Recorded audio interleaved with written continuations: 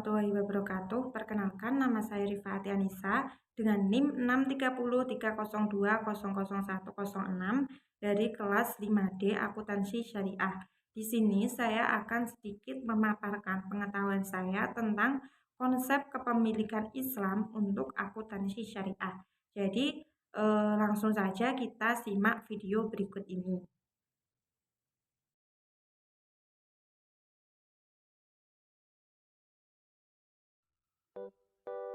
Baik, langsung saja kita bahas materi, yaitu konsep kepemilikan Islam untuk akuntansi syariah. Definisi secara terminologi, kepemilikan atau al-milk berasal dari bahasa Arab dari kata malaka yang artinya penguasaan terhadap sesuatu. Kepemilikan atau al-milk bisa juga disebut dengan hak milik atau milik saja.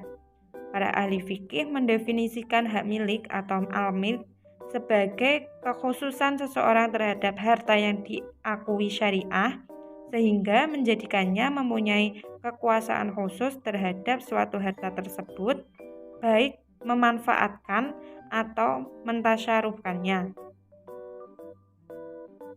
Baik, yang selanjutnya yaitu definisi secara terminologi. Menurut Wabah Al-Zuhli, bahwa hak milik ialah suatu kekhususan terhadap sesuatu harta yang menghalangi orang lain dari harta tersebut. Pemiliknya bebas melakukan tasyaruf kecuali ada halangan syar'i. Sedangkan menurut Abu Zahra, yaitu hak milik ialah suatu kekhususan terhadap sesuatu yang menghalangi orang lain dari harta tersebut dan memungkinkan pemiliknya bebas melakukan tasyaruf kecuali ada halangan syar'i. Jadi, definisi yang diungkapkan oleh kedua ulama tersebut tentang kepemilikan yaitu sama-sama melakukan hak dalam mempergunakan kewenangan kepada pemiliknya kecuali terdapat halangan hukum tertentu. Kepemilikan merupakan penguasaan seseorang terhadap suatu beberapa barang atau harta, baik secara real maupun secara hukum, yang memungkinkan pemilik tersebut melakukan tindakan hukum seperti jual beli, hibah, wakaf, dan sebagainya. Sehingga dengan kekhususan ini, orang lain baik secara individu maupun lembaga terhalang untuk memanfaatkan atau mempergunakan barang tersebut. Pada prinsipnya, atas dasar kepemilikan itu, seseorang mempunyai keistimewaan berupa kebebasan dalam berbuat sesuatu atau tidak berbuat sesuatu kecuali ada halangan tertentu yang diakui syara. Yang selanjutnya yaitu konsep dasar kepemilikan. Menurut Al-Quran surah Al-Ma'idah ayat 120 yang artinya milik Allah kerajaan langit dan bumi dan apa yang ada di dalamnya, dan Dia Maha Kuasa atas segala sesuatu. Jadi ayat ini menjelaskan tentang landasan dasar mengenai kepemilikan dalam Islam yang menunjukkan bahwa Allah Subhanahu wa Ta'ala adalah pemilik tunggal apa-apa yang ada di langit dan di bumi dan tidak ada sekutu baginya. Kepemilikan atau harta benda menurut Islam bukanlah milik pribadi dan bukan pula milik bersama, melainkan milik Allah Subhanahu wa Ta'ala. Harta atau kekayaan yang telah dianugerahkannya di dalam semesta ini merupakan pemberian dari Allah Subhanahu wa Ta'ala kepada manusia, dan manusia pada hakikatnya hanya menerima titipan sebagai amanat untuk dapat dimanfaatkan dengan sebaik-baiknya, baik dalam pengembangan harta maupun penggunaan guna kesejahteraan seluruh umat manusia secara ekonomi sesuai dengan kehendak Allah Subhanahu wa Ta'ala.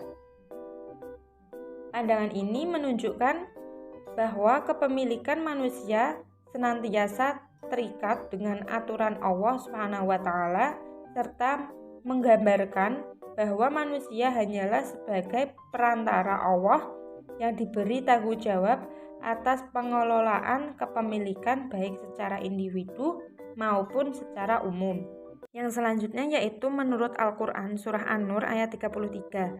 Artinya, dan orang-orang yang tidak mampu menikah hendaklah menjaga kesucian dirinya sampai Allah memberi kemampuan kepada mereka dengan karunia-Nya.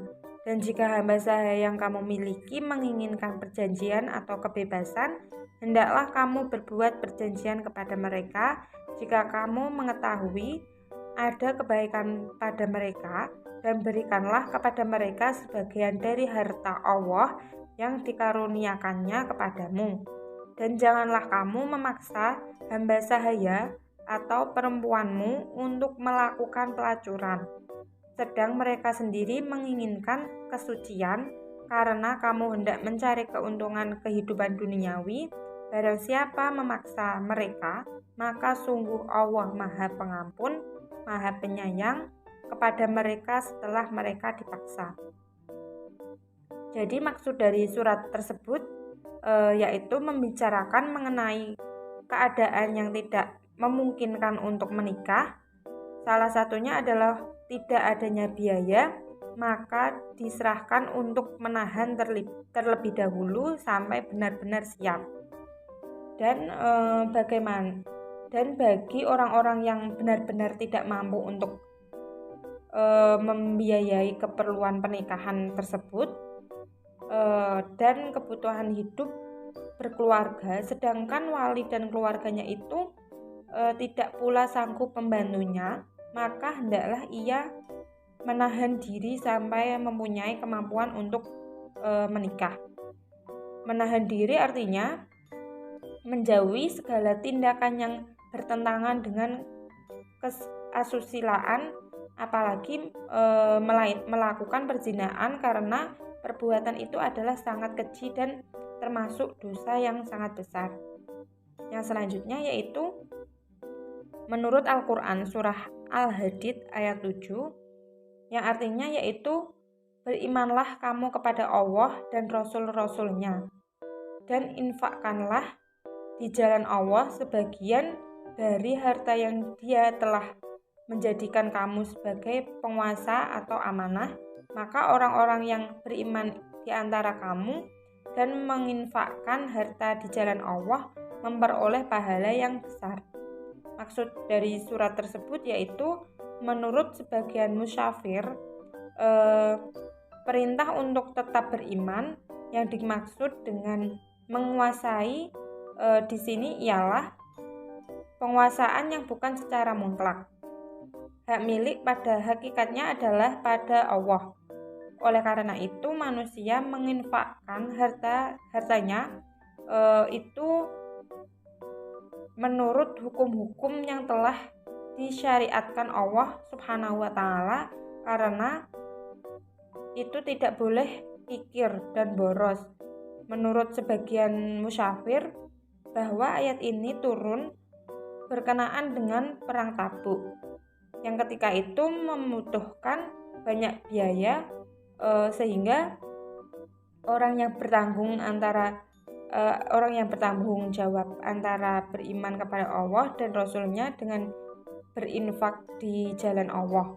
Yang selanjutnya yaitu menurut Al-Quran surah An-Nuh ayat 12, yang artinya dan membayangkan harta dan anak-anak kalian, dan menggunakan untuk kalian kebun-kebun, ladang-ladang, dan menggunakan pula bagi kalian sungai-sungai yang mengalir di dalamnya.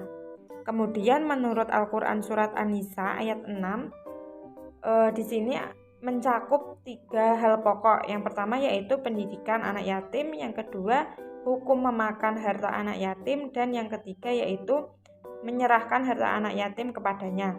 Yang pertama berkaitan dengan pendidikan, wali diperintahkan oleh Allah Subhanahu wa Ta'ala untuk menguji anak yatim dalam urusan pengelolaan harta dan urusan agamanya sampai usia yang layak untuk menikah, yaitu dengan memenuhi 2 syarat. Yang pertama, rusydu, dengan maksud anak yatim telah cakap dalam urusan mengelola hartanya dan urusan agamanya.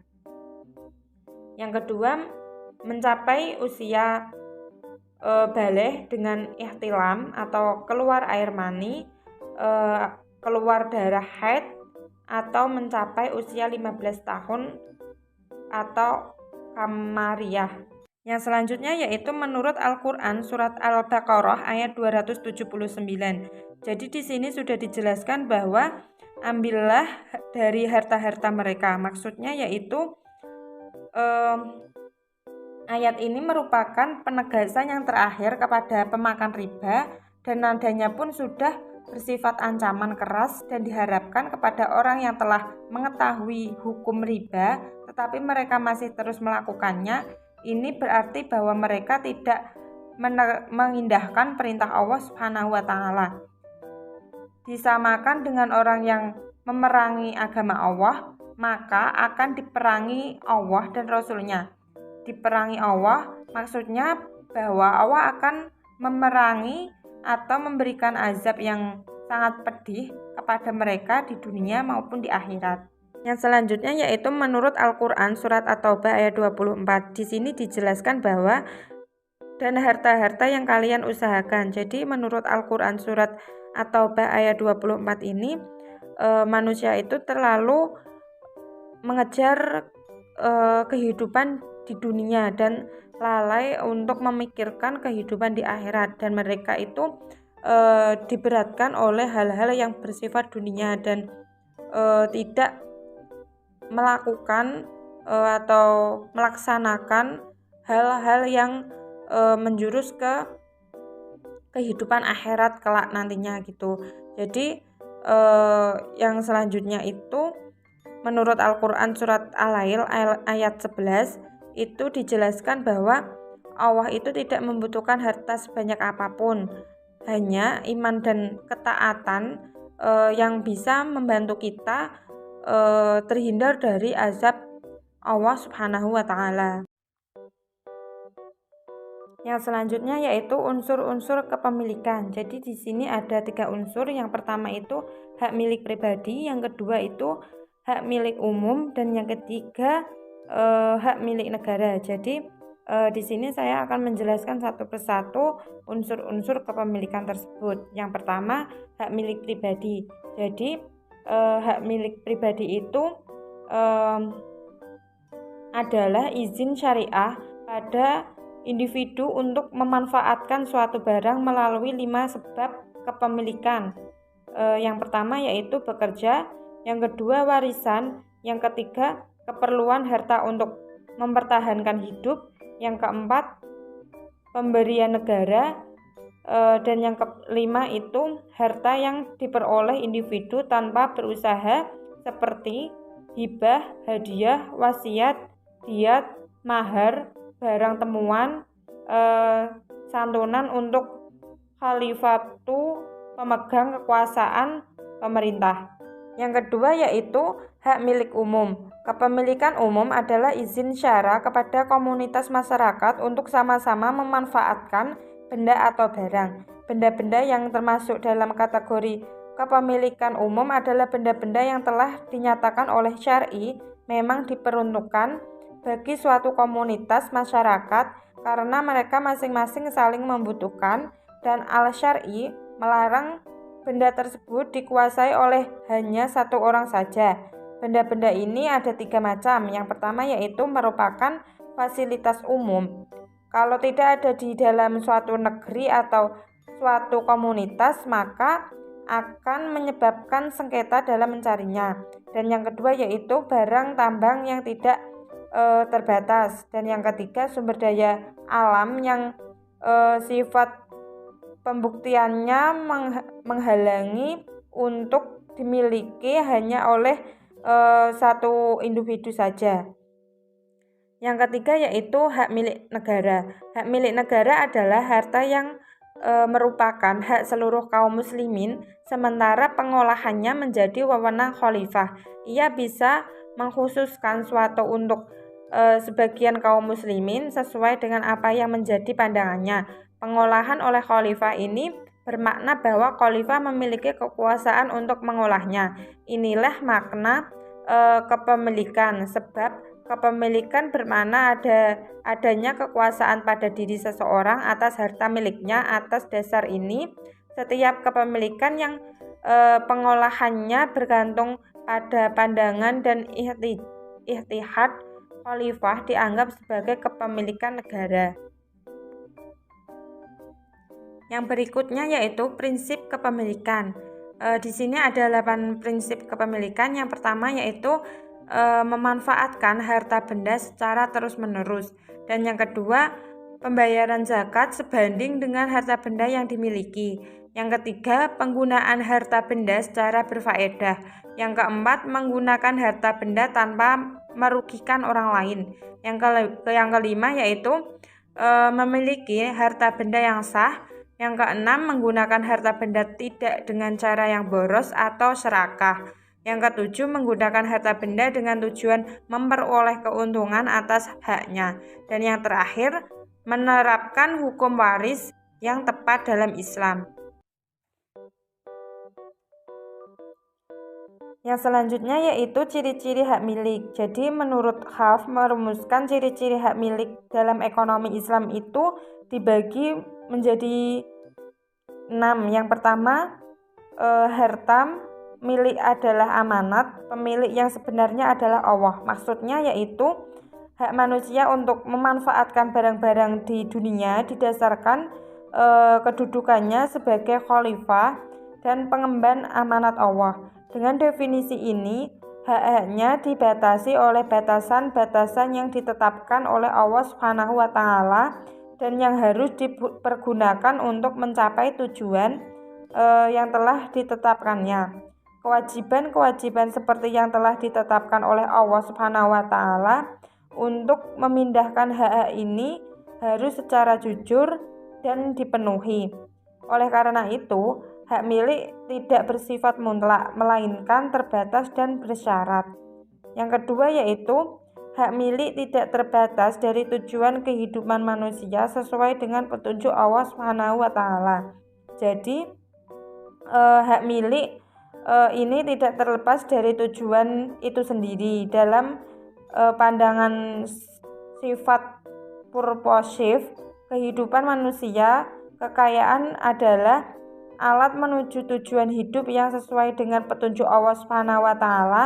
Harta bersifat instrumental, melaksanakan secara efektif tanggung jawab manusia dalam upaya memperoleh kesejahteraan dalam kehidupannya. Yang selanjutnya yaitu hak milik yang dibarengi dengan konsep ketuhanan menurut manusia agar memanfaatkan barang-barang tanpa memonopolinya. Maksudnya yaitu sifat purposive, hak milik yang dibagi dengan konsep ketuhanan menurut manusia agar memanfaatkan barang-barang tanpa memonopolinya. Karena semua manusia merupakan pengelola harta secara keseluruhan sebagaimana yang dilakukan oleh anggota keluarga. Yang keempat yaitu sasaran hak milik adalah memanfaatkan secara elektronik. Jika ini tidak terpenuhi atau pemanfaatan itu diselewengkan pada tujuan non-elektronik sebagaimana yang dirumuskan sebelumnya, maka hak itu akan berkurang atau sampai batas nol dalam prosesnya yang terkait dengannya. Ini berarti bahwa semua hak akan hilang atas harta seseorang kepada penyalahgunaan. Yang kelima yaitu hak milik pribadi sebagai hak yang diberikan oleh masyarakat sebab ia terkait erat dengan prinsip bahwa manusia adalah pemegang amanat Allah. Yang selanjutnya yaitu hak milik dibatasi waktunya dengan umur pemiliknya. Jadi pemilik tidak memiliki orientasi terhadap harta setelah dia meninggal, karena hukum waris dalam Al-Quran memberikan rincian mengenai pembagian harta peninggalan itu dan menganggap kematian sebagai akhir alami dari hak-hak seseorang atas hartanya. Pembatasan ini sepenuhnya sesuai dengan konsepsi Islam mengenai hak milik, yang lebih tepat disebut dengan khalifah, yang terbatas, bukan tuntunan hak yang bersifat mutlak. Yang selanjutnya yaitu kepemilikan harta atau aktiva untuk akuntansi. Jadi di sini ada 3 definisi. Yang pertama yaitu menurut Commit on Terminology tahun 1953 mendefinisikan harta, aktiva atau aset sebagai sesuatu yang disajikan di saldo debit yang akan dipindahkan setelah tutup buku sesuai dengan prinsip akuntansi. Bukan karena saldo negatif yang akan dianggap sebagai utang, yang mana saldo debit ini merupakan hak milik atau nilai yang dibeli atau pengeluaran yang dilakukan untuk mendapatkan kekayaan di masa yang akan datang. Yang selanjutnya yaitu kepemilikan harta atau aktiva untuk akuntansi menurut APB Statement nomor 4 tahun 1970. Jadi APB Statement ini mendefinisikan harta sebagai kekayaan ekonomi perusahaan, termasuk di dalamnya pembebanan yang ditunda, yang dinilai dan diakui sesuai dengan akuntansi yang berlaku. Kemudian definisi harta ini berubah lagi saat keluarnya VASB Statement tahun 1985 yang mendefinisikan bahwa aset adalah kemungkinan keuntungan ekonomi yang diperoleh atau dikuasai di masa yang akan datang oleh lembaga tertentu sebagai akibat transaksi atau kejadian yang telah berlaku. Jadi, dari 3 definisi ini diketahui bahwa sesuatu dianggap sebagai harta jika di masa yang akan datang dapat diharapkan memberikan arus kas bersih yang positif kepada perusahaan.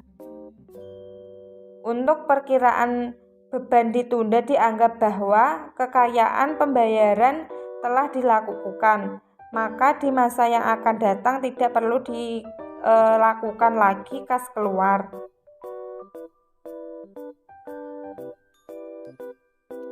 Baik, yang selanjutnya yaitu prosentase nisab. Jadi kepemilikan harta atau aktiva berkaitan erat dengan akuntansi syariah dalam penilaian aktiva yang dijadikan dasar terhadap seberapa besar atau kecilnya kewajiban zakat seseorang yang wajib dibayarkan. Islam tidak menjadikan nisab zakat dalam jumlah besar agar umat Islam itu dapat menunaikannya.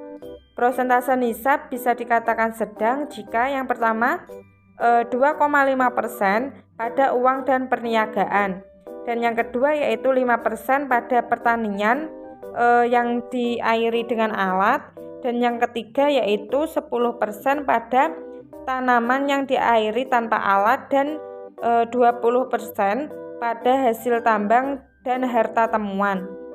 Jika kita perhatikan kewajiban dalam pembayaran zakat perniagaan, maka kewajiban tersebut adalah 2,5% dari modalnya.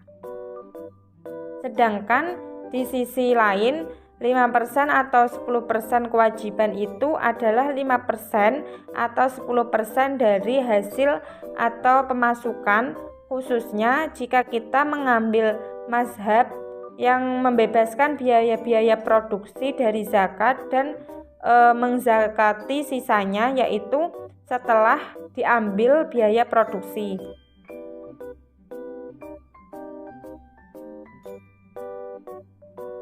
Yang selanjutnya yaitu konsep penilaian aktiva.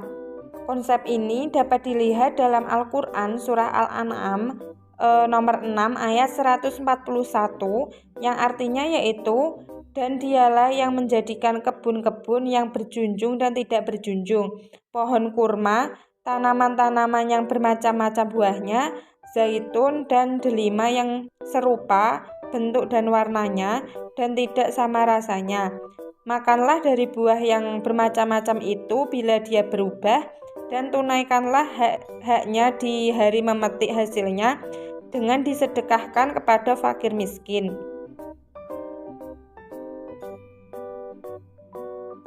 Yang selanjutnya yaitu pengakuan dan penilaian aktiva adalah pencatatan aktiva yang didasarkan pada kejadian kapan perusahaan mendapatkan kekayaan atau aktiva itu dari pihak lain. Penilaian keduanya didasarkan pada nilai tukar, nilai pengorbanan atau market price pada saat pengalihan yang terjadi. Nilai itu disebut acquisition cost ketika pengorbanan yang diberikan adalah aktiva bukan uang atau non-moneter. Maka nilai yang dipakai adalah harga pasar barang yang diserahkan. Di samping nilai pertukaran ini atau historical cost, dalam prinsip akuntansi dikenal juga berbagai nilai yang sering dipakai dalam penilaian aktiva. Yang pertama yaitu book value, yang artinya harga buku yang diperoleh dari nilai perolehan historis dikurangi akumulasi penyusutan yang telah dibebankan kepada pendapatan atau nilai yang terdapat di buku perusahaan. Yang kedua yaitu replacement cost, adalah nilai barang yang dimaksud jika diganti dengan barang lain tapi barang itu menggunakan barang yang sama. Yang ketiga yaitu selling price, adalah harga penjualan. Dan yang keempat yaitu net receivable value, yang artinya harga jual dikurangi biaya penjualannya atau dikurangi tingkat margin yang normal.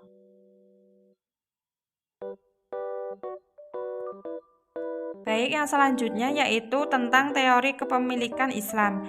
Dalam teori kepemilikan Islam, kaitannya dengan akuntansi syariah menyangkut perhitungan kepemilikan harta atau aktiva untuk menginformasikan jumlah zakat yang harus dikeluarkan sehingga dapat dihasilkan neraca perhitungan yang tepat. Dalam konteks ini, akuntansi dapat memberikan sumbangan dalam perhitungan hasil laba dan jumlah aset yang akan dijadikan dasar penggunaan zakat. Dan dasar penilaian aktiva untuk kepentingan zakat sebagaimana dikemukakan oleh Atiyah adalah recruit value, di mana zakat yang dibayarkan atas kepemilikan aktiva itu sendiri dinilai berdasarkan harga pasar saat ini. Penilaian aktiva dengan recruit value menunjukkan bahwa sebuah aktiva dinilai secara lebih adil sesuai dengan kondisinya saat ini. Hal ini dikarenakan recruit values sudah menyesuaikan dengan kondisi perekonomian dalam keadaan inflasi dan naiknya harga-harga. Baik, selesai sudah untuk pemaparan materi yang saya sampaikan. Jika ada kata-kata yang kurang berkenan, saya mohon maaf yang sebesar-besarnya. Billahi taufik wal hidayah, waridho wa inayah. Wassalamualaikum warahmatullahi wabarakatuh.